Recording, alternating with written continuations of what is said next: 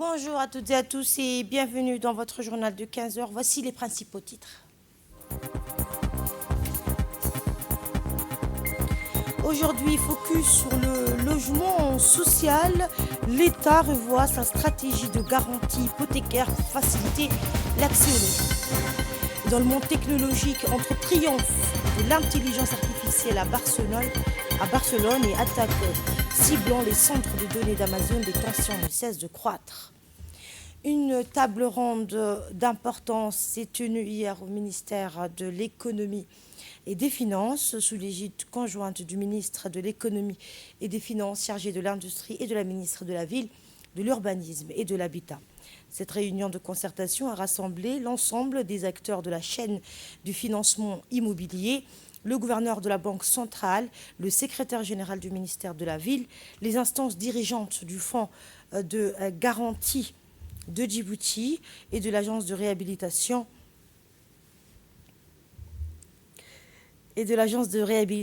urbaine et du logement social Arulos, ainsi que les représentants des établissements bancaires de la place. L'objectif, évaluer le mécanisme de garantie hypothécaire mis en place en 2023. À l'issue des travaux, un ajustement structurel majeur a été annoncé. La levée de la garantie silencieuse actée par les plus hautes autorités de l'État en décembre 2025 devient désormais le pilier de l'évolution du dispositif. Cette réforme institutionnelle introduit une logique transparente, active. Écoutez le gouverneur de la Banque centrale. Pour lesquels nous avons rassemblé à la fois les études, pour lesquelles vous avez les moyens, les financements sont disponibles. La demande est là. Il y a beaucoup de demandes en termes d'immobilier, parce que c'est maintenant, quand on regarde les chiffres au niveau des agrégats, nous avons une population qui a la capacité de se prendre en main et d'acquérir des logements. Les études qui ont été menées avec le ministère, Mme Lamina et les ministères, sont pertinents. Nous avons les ressources, nous avons un fonds qui est là pour nous encadrer. Il y a ce promet des ressources supplémentaires en cas de besoin pour aller doper un peu pour bouger les lignes en cas de nécessité. Et il faut que nous soyons donc en adéquation pour comprendre pourquoi ça ne marche pas, pourquoi on en est à 1% de nos objectifs par rapport au cadre tracé. C'est l'objet. Donc, nous avons eu, il y a une semaine, 10 jours, une présentation de ce que vous allez découvrir avec nous, suite à l'enquête à laquelle vous avez participé. Les premiers éléments de l'enquête ont été exploités et donnent quelques arguments. Donc, on va mâcher ensemble ces arguments, répondre à vos préoccupations, quels que soient en termes de coûts, de facteurs de blocage, pour bien comprendre de quoi il s'agit, et tout ça dans un laps de temps très réduit. Et la ministre de l'Habitat revient sur les nouvelles garanties pour faciliter l'accès au logement. Elle détaille, vous l'entendrez, les mesures visant à renforcer la coordination entre l'État et les banques pour les crédits immobiliers. On l'écoute. Après plus de 2 ans et demi, nous constatons que les contraintes demeurent. Quelles que soient les origines, il y a toujours, Monsieur le ministre, vous l'avez dit, des possibilités d'améliorer pour ces familles-là l'accès à ces financements. Nous avions tablé dans le cadre de nos objectifs à avoir plus de 1000 familles qui devaient bénéficier de ces financements-là. Aujourd'hui, nous sommes à une dizaine de dossiers. Donc, vous voyez le gap. Non, sur la garantie, on est à une dizaine de dossiers, peut-être une quinzaine, mais pas plus. Donc, on est loin du 1000 déjà. Et on a fait le point dernièrement avec les équipes qui sont concernées de ce dossier. Et c'est pour ça que nous avions sollicité qu'une réunion soit tenue pour voir quelle est la pertinence d'avoir cette fenêtre logement au sein du fonds de garantie. Est-ce qu'il faut peut-être améliorer les choses et changer? Qu'est-ce qui doit être changé réellement? Et qu'est-ce qui aujourd'hui empêche les banques d'avoir cette possibilité de financer cette cible? On a une population cible. C'est vrai que les banques financent l'accès au logement pour des catégories qui sont solvables. Mais la cible que nous avions choisie et qui est vraiment la majorité des citoyens qui aspirent à être propriétaires fonciers, n'est toujours pas atteinte. Et c'est l'objet de la réunion d'aujourd'hui, c'est de se dire vraiment de manière franche qu'est-ce qui nous empêche que ces familles-là bénéficient d'un financement pour avoir accès à un logement. Le ministre de l'économie et des finances a quant à lui exposé les enjeux de cette réforme pour le système bancaire national.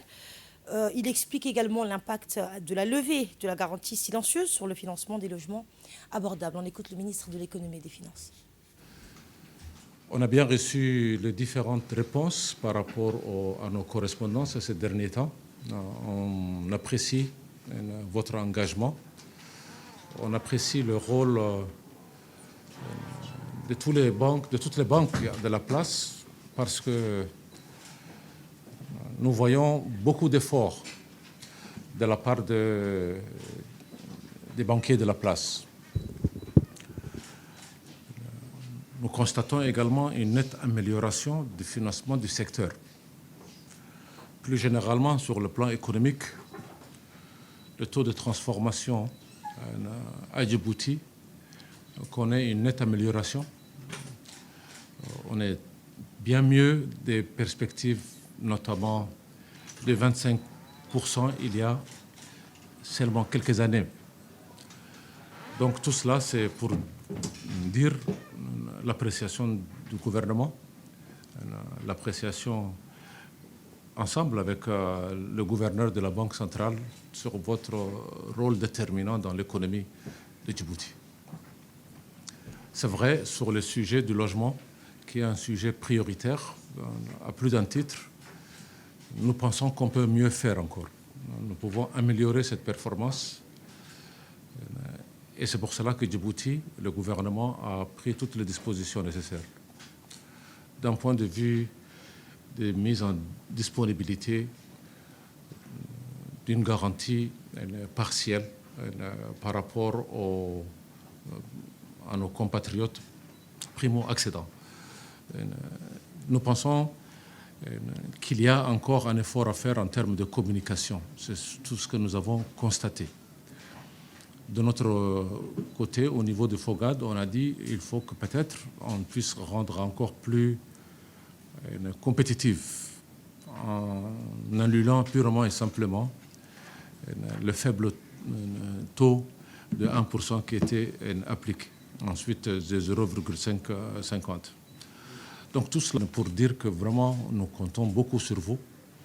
Nous souhaitons organiser et faire le nécessaire pour que nous puissions apporter les différentes corrections nécessaires, tant du côté du gouvernement, et on souhaite à ce que ces dialogues aujourd'hui soient les plus francs, soient les plus sincères, et d'aboutir à de meilleurs résultats par rapport à l'accessibilité donc de ce financement de l'immobilier à travers ce fonds de garantie dont nous nous engageons encore une fois à mettre des ressources supplémentaires si nécessaire.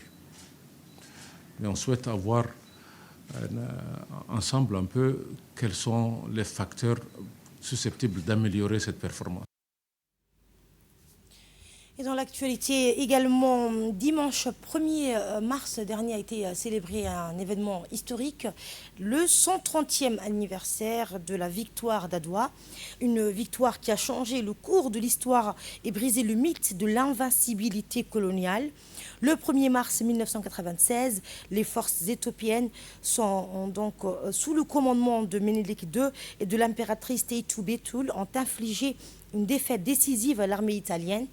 Cette victoire a permis de préserver la souveraineté de l'Éthiopie et a donné espoir aux peuples opprimés du monde entier. À Djibouti, la cérémonie officielle s'est tenue au Sheraton Hotel. Elle a été présidée par l'ambassadeur d'Éthiopie et a réuni le président de l'Assemblée nationale, les membres du gouvernement, des parlementaires ainsi que des représentants du corps diplomatique et consulaire. La bataille d'Adwa ne fut pas seulement un succès militaire, elle a représenté un véritable séisme géopolitique. Pour la première fois, une puissance européenne était vaincue par une nation africaine. Adwa a prouvé que la domination coloniale n'était pas inévitable. En 2022, l'actuel Premier ministre éthiopien Abiy Ahmed a rappelé que la victoire d'Adwa témoigne de l'identité et de l'héroïsme noir. Elle a inspiré les peuples d'Afrique, d'Asie et d'Amérique latine à briser leurs chaînes. Sous le thème Adwa 130, passé glorieux, horizon radieux, de nombreuses célébrations ont lieu donc en Éthiopie et dans le monde. 5 jours de festivités sont organisés avec le sommet des ministres africains de la Défense, des panels intellectuels, des compétitions sportives et des expositions militaires ouvertes au public dès la veille de la commémoration. Également dans l'actualité, une cérémonie de remise de manuels d'alphabétisation s'est tenue hier, donc mardi, au Centre de recherche d'information et de production de l'éducation nationale, le CRIPEN. À cette occasion, la directrice générale du CRIPEN, Mme Rada Mahmoud, a remis officiellement, pour le compte du ministère de l'Éducation nationale et de la formation professionnelle, 3000 manuels d'alphabétisation du niveau 3 à l'Union nationale des femmes djiboutiennes, l'UNFD. La remise s'est faite en présence des responsables des 2 institutions, du coordinateur national du programme d'alphabétisation, Abdoulaye Omar, ainsi que de nombreux enseignants et directeurs d'école impliqués dans les programmes d'alphabétisation. Cette initiative s'inscrit dans la politique éducative nationale promue par le président de la République, qui accorde une attention particulière à l'éradication de l'alphabétisme et au développement humain du pays. La dotation de ces manuels vient renforcer les capacités des centres d'alphabétisation et soutenir donc les efforts menés sur le terrain pour combattre l'analphabétisme. Écoutons maintenant Mme Rada Mohamed Rissé, directrice générale du CRIPEN.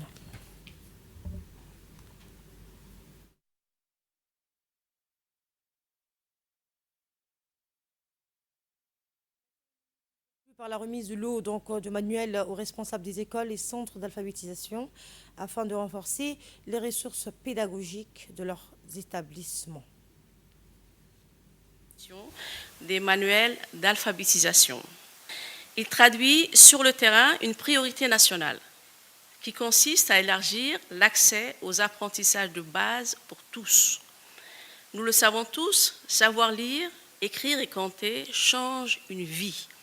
Cela permet de mieux se repérer dans le quotidien, de comprendre ses droits et ses obligations, d'accompagner la scolarité des enfants et d'accéder plus facilement aux opportunités économiques. En ce sens, l'alphabétisation n'est pas un simple volet social, c'est un levier de cohésion, de dignité et de développement. Le programme national d'alphabétisation, aujourd'hui, dans sa 8e année, comme vous l'avez soutenu, monsieur le coordinateur, a démontré sa pertinence et son utilité. À cet égard, le MENFOP réaffirme son engagement aux côtés de l'UNFD avec une exigence de qualité et d'efficacité, car il est convaincu que lorsque les adultes progressent en alphabétisation, l'école en bénéficie directement. Une mère ou un père qui lit peut mieux suivre les devoirs, dialoguer avec l'enseignant, encourager l'assiduité. Le gain est partagé pour la famille, pour l'élève et pour le système éducatif. Et aujourd'hui, nous vous emmenons, mais avant, écoutons le chef du projet d'alphabétisation à l'UNFD. C'est un énorme plaisir pour moi que d'être parmi vous en cette énième cérémonie de remise de manuels destinés au programme national d'alphabétisation. Le programme d'alphabétisation s'est installé durablement aux 4 coins du pays et sans le MENFOP, il faut être sincère, nous ne pourrions atteindre de tels objectifs. À sa 8e année, le PNA reste l'un des programmes phares de l'UNFD en raison de son objectif éminemment social et constitue un lien extrêmement solide avec notre population. Il est également l'un des programmes les plus soutenus par son Excellence, Monsieur le Président de la République, Monsieur Ismaël Omar Guelleh, et par la Première Dame, présidente de l'UNFD, Mme Khadra Mahmoud Haïd. Nous voici donc réunis pour un événement de plus concernant ce programme qui, nous en sommes certains, contribuera à son efficacité et à sa pertinence puisqu'il s'agit du dernier manuel d'apprentissage concernant le niveau 3, classe de fin de cursus. Je m'adresserai enfin à tout le personnel en charge de ce programme pour leur rappeler que ce soutien du MENFOP mérite respect et que nous nous devons d'œuvrer dans le sens d'une utilisation efficiente de ce support afin qu'il profite au maximum à nos apprenantes de niveau 3. nous sommes fiers que le PNA ait pu toucher plusieurs milliers de personnes aux quatre coins du pays. C'est pourquoi nous nous engageons à participer à la chaîne éducative gérée par le CRIPEN dans le but de pouvoir diffuser également des cours d'alphabétisation à la télévision nationale. Et ce, dans le but de compléter les cours en présentiel avec des cours à distance qui étayeront l'impact de notre programme à l'échelle nationale. Enfin, pour conclure, je tiens à remercier une fois de plus le ministre de l'Éducation nationale et de la formation professionnelle. Et nous avons également recueilli quelques réactions des participants. Voici une.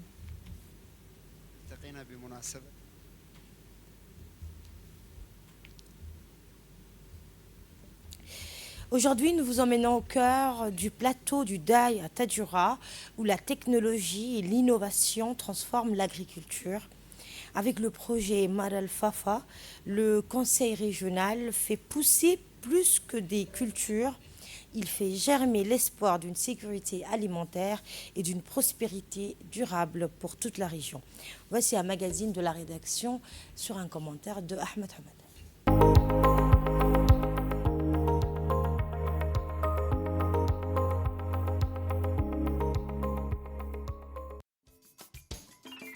Véritable centre névralgique de la décentralisation, le Conseil régional de Tadjoura s'affirme comme un lieu d'excellence pour la réflexion stratégique et la prise de décision concertée avec pour unique boussole le bien-être de la population. En tant que noyau du développement local, il orchestre sous la direction du président Omar Hussein des projets ambitieux qui touchent à la vitalité économique et sociale du territoire, comme la modernisation de l'agriculture et de l'élevage. L'un des exemples le plus marquants des projets novateurs est celui de la ferme hydroponique du Daï. C'est ainsi qu'au cœur des hauteurs verdoyantes du plateau du Daï, une avancée technologique majeure a été réalisée et redéfinit les contours de l'agriculture djiboutienne.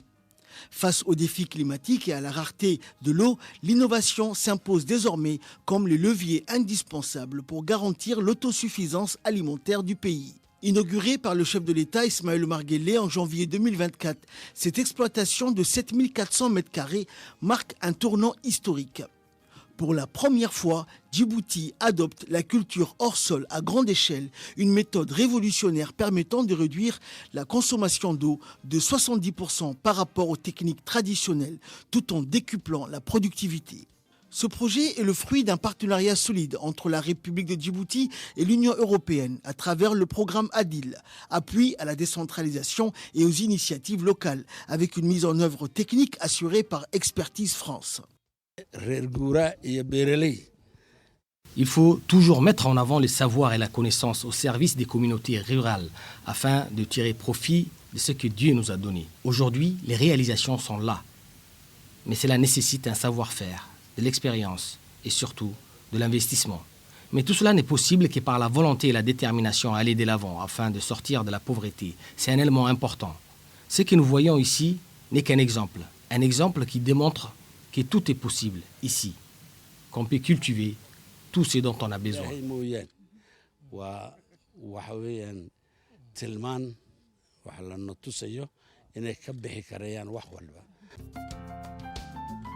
Depuis décembre 2025, cette initiative a entamé sa deuxième phase avec le lancement officiel du projet Maral Fafa dans la ferme hydroponique du Daï. Ce projet, porté par la vision ambitieuse du conseil régional de Tadjoura, n'est pas une simple plantation. Elle est un acte de foi en l'avenir, une réponse pragmatique et innovante aux défis du climat et de la sécurité alimentaire et le début d'une nouvelle ère pour l'élevage local. Dans ce paysage où l'eau est une denrée précieuse, le choix du Maral Fafa relève de l'évidence agronomique. Cette plante fourragère, aux allures de graminée robuste, semble avoir été conçue pour les conditions djiboutiennes. Sa résilience climatique est un don du ciel pour cette région. Mais au-delà de sa simple capacité à survivre, le Maral Fafa excelle. Son rendement est proprement phénoménal. Entre 250 et 350 tonnes de matière verte par hectare, un chiffre qui laisse entrevoir une abondance longtemps espérée. Pour optimiser le rendement, le président du conseil régional se base également sur l'échange d'expériences avec des pays amis qui avancent dans ce domaine. Un savoir-faire tiré de nombreux voyages à l'étranger. Cela étant, la vraie révolution cependant se niche dans sa valeur nutritionnelle. Avec une teneur en protéines oscillant entre 12% et 18%, ce fourrage se transforme en un aliment de premier choix pour le bétail. Vaches, chèvres, chameaux, tous trouveront dans ces pousses vertes l'énergie et les nutriments nécessaires pour non seulement subsister, mais prospérer, comme nous l'explique le président du conseil régional de Tadjoura, Omar Hussein Omar. Nous sommes toujours dans la promotion des périmètres fourragères que nous avons importés du Kenya. L'espèce est le maralfalfa.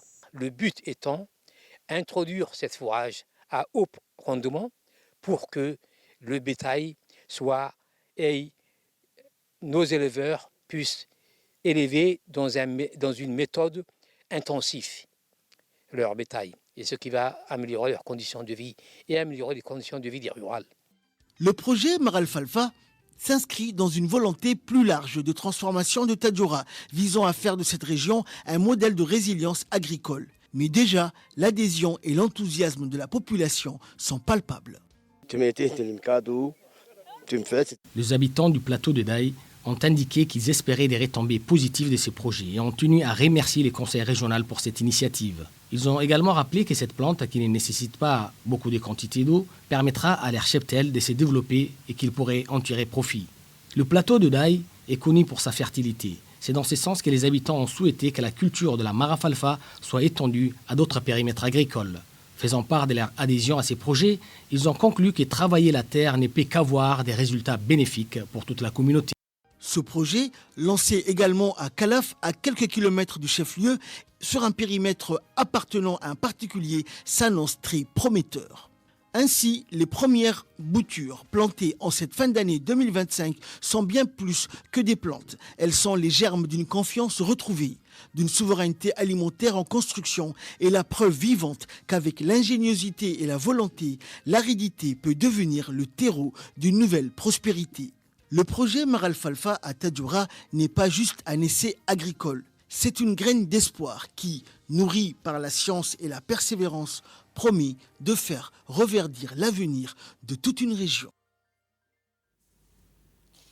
Et sport à présent, la Fédération djiboutienne des sports de boules a lancé son traditionnel tournoi de Ramadan sur la mythique place des Pétanques devant le siège de Cher Moussa.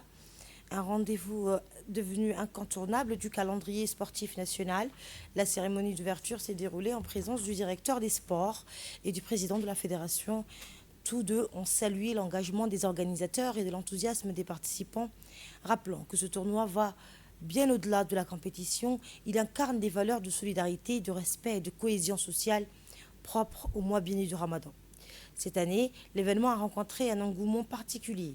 Plus d'une trentaine d'équipes venues des 3 communes de la capitale se sont inscrites, tandis que 2 formations issues des régions de l'intérieur, Adikil et Arta, ont renforcé l'esprit d'unité nationale.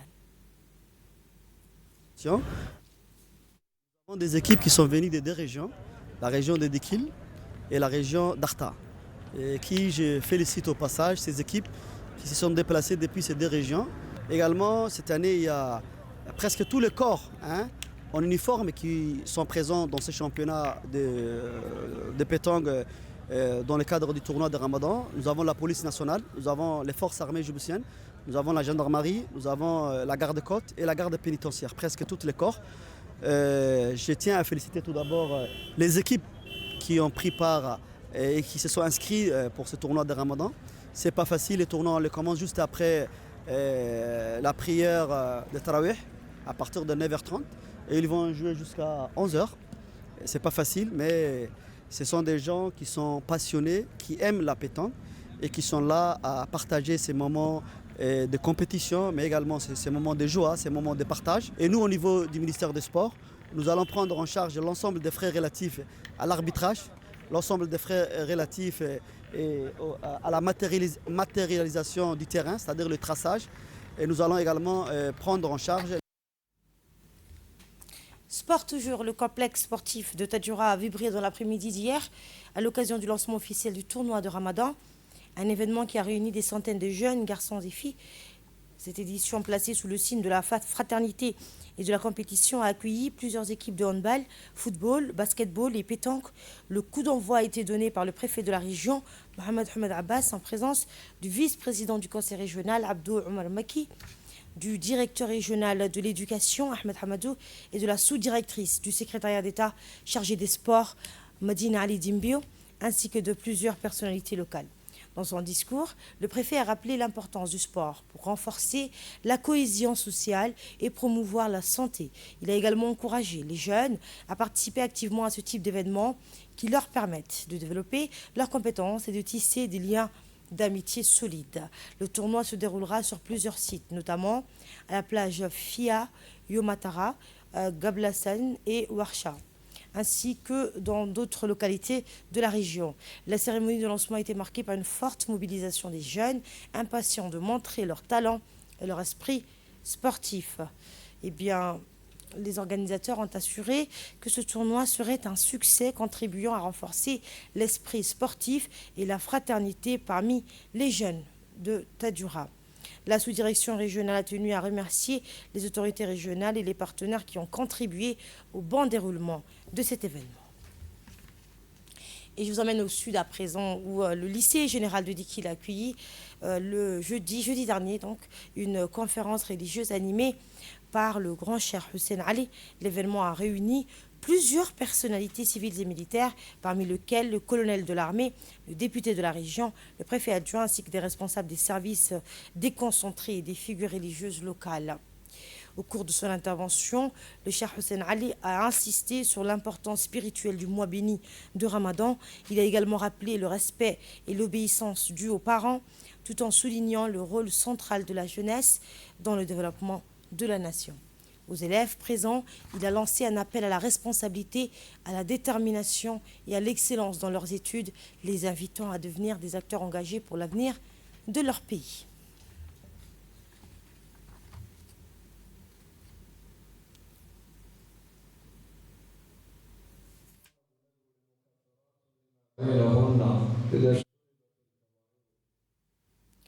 Et à Arta, à présent, dans le cadre de la lutte contre la contrebande, les brigades de la douane de PK51 et de PK20, en collaboration avec l'armée du camp Hassan Goulet d'Abtizan à Holhol, ont intercepté une importante quantité de marchandises dans les zones montagneuses d'Iralay.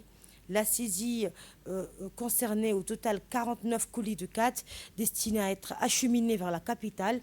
Conformément à la procédure en vigueur, cette marchandise a été détruite sur place en présence de M. Mortar Idriss, chef des brigades de la douane de PK51 et PK20. Il convient de rappeler que chaque semaine, d'importantes quantités de khat dont l'importation et la vente sont interdites sur le marché national. Donc sur le marché national, sont saisies et détruites par les forces en uniforme de la localité de Holhol. Dans l'actualité régionale, à présent, la Somalie a lancé le 1er mars, donc dimanche, une vaste offensive sécuritaire dans le sud du pays avec l'appui des forces de l'Union africaine et le soutien de l'Ouganda. Cette opération vise à neutraliser les groupes armés Al-Shabaab, sécuriser les populations civiles et protéger les infrastructures essentielles. L'armée somalienne coordonne ses actions avec ses partenaires africains pour renforcer la stabilité des soutiens et soutenir le développement local. La communauté internationale suit de près cette initiative qui s'inscrit dans l'engagement du gouvernement somalien en faveur de la paix et de la reconstruction. Le conflit entre les États-Unis, Israël et l'Iran s'intensifie avec au moins 787 morts signalés en Iran, alors que les équipes de secours continuent de fouiller les décombres. Le président américain Donald Trump a averti qu'une grande vague d'attaques pourrait encore survenir. Des frappes de drones ont ciblé cette semaine des centres de données Amazon au Moyen-Orient, suscitant des inquiétudes sur la sécurité des infrastructures numériques critiques. C'était dans les titres. Les premières informations indiquent que ces attaques n'ont pas provoqué de coupures majeures, mais soulignent la vulnérabilité des réseaux dans les zones sensibles. Parallèlement, le Mobile World Congress 2026 à Barcelone a mis l'intelligence artificielle au cœur des innovations, intégrée au réseau 5G, 6G, ainsi qu'aux solutions pour les villes intelligentes. Les acteurs technologiques insistent sur le rôle stratégique de l'IA entre avancées technologiques et enjeux géopolitiques, dessinant un futur numérique en pleine mutation. Et c'est la fin de ce journal. Merci de l'avoir suivi. Prochain rendez-vous ce soir à 22h, Inch'Allah.